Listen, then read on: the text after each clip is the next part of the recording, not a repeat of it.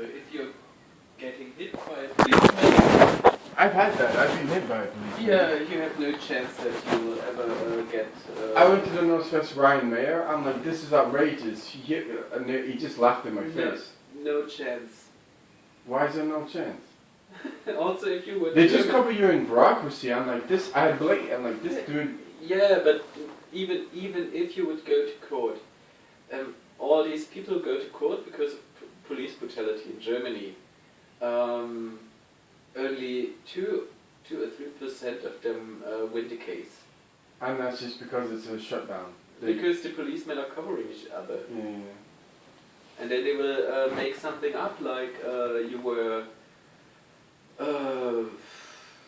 showing resistance or stuff like that. You know when I had my passports and everything stolen, right? I couldn't get the St. Augustine police to write the report. They wrote the report in Düsseldorf. I didn't know what they wrote. Do you know what they wrote on my thing? We think he's a little confused, but maybe he had his passport stolen. I didn't know what it said, and I took it to my hotel. They're like, oh, what they've written about you in the police report is quite bad. I said, well, what does it say? It says, oh, you're a little confused, you're a little demented, you're not sure. I was like, what? Yeah. Welcome to our police work. And the other one was, just to be nasty, when I had all my European documents and everything stolen, because I was staying at a friend's house, they wrote something at the end of every single line, and I went, what does that mean? It means homeless, refugee. It means, I'm like, what? So as I said, when they're writing it, I'm like, all right, thanks. And I come out, and then some German person reads it, and they're like, oh, that's bad. I'm like, what's bad? And then they translate it, and I'm like, that's not what I said. I remember there was a lady, Gabrielle Brand, in front of her, who was Austrian. She was married to a German police officer. This is a nasty thing, right? He raped. She had a daughter from another husband. He raped her, and he got off. This was like 15, 20 years ago. She told me that in Toronto. So when I was in Toronto, I knew this girl, and she's like, she was from Graz in Austria, and she married this German, and I mean, it's a disgusting thing to say, right? And the police officer got off with it because they all closed ranks, and yeah. And the thing is, the amount of police that I see, obviously crime could happen anywhere, right? But there seems to be like, this guy in Duisburg, I said, it's not like I'm in South Chicago or something, it's just police everywhere. If I was in South Chicago or South LA, but I was like, you see them every 5-10 minutes. Yeah. It's just oppressive, no? I don't want to see a police car when I'm walking on a Sunday afternoon, 5, 6. There were a lot of Germans watching that. Really? Yes. Why? Definitely. Because they feel more secure then. Against the non-Germans. Against crime or whatever. I mean, crime rates are dropping since years. There's almost nothing happening in Germany. But people are getting more and more scared about crime the less it happens. It's completely, it's not logical.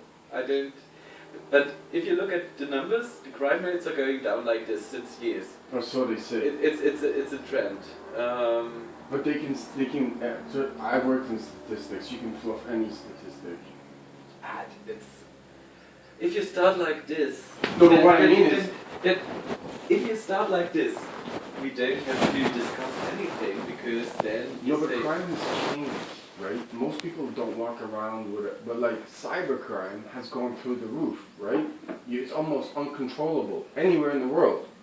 But a police car on the street is not going to stop a cybercrime. Well, it's not. But people are not worried about cybercrime. Well, it should be. Yeah, but they are not. People are worried about. But there's so many cameras everywhere. If you were to commit a crime, it would be recorded anyway. You don't need gazillions of police. Where they should be putting it is the cybercrime, which, if there's a crime that you can't see, that's more dangerous than a crime that you can see. On the other hand, cybercrime is not really hurting anyone.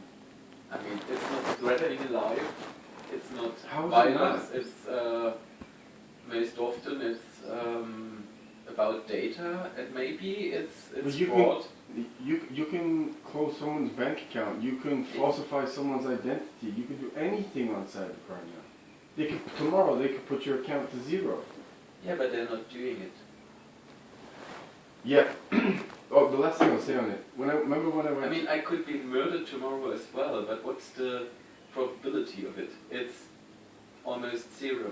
So why should I worry about it? I could be worried all the time, yeah, about cybercrime, about being murdered. No, but I'm concerned, right? Because I have a high-profile case. I'm not in Germany, and these things that you're talking to me about, most of my crime is cybercrime. My email, all this kind of stuff, my bank accounts. So let's say Commerce Bank did what they did. No one walking around in the street is going to know that I'm under attack from my bank. And essentially, it could kill me because if I can't eat and I can't get an apartment, what am I going to do? You know what I mean? It still is dangerous. It's just not overtly blatant as shooting somebody.